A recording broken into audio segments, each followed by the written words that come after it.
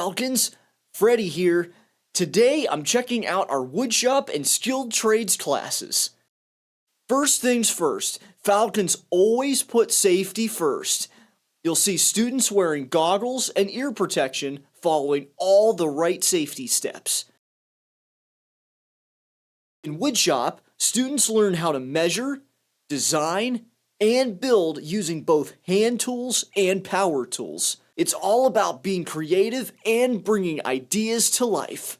Over in skilled trades, students gain hands-on experience in areas like carpentry and welding. They're learning real-world skills, solving problems, and building things that matter. One of my favorite parts? Teamwork! Our students are building sheds for a local park. How cool is that? Now the whole community gets to enjoy their hard work. And get this, some students even earn apprenticeships and start their career journey right here. What a great day with my friends from Woodshop and Skilled Trades. Keep up the awesome work, Falcons.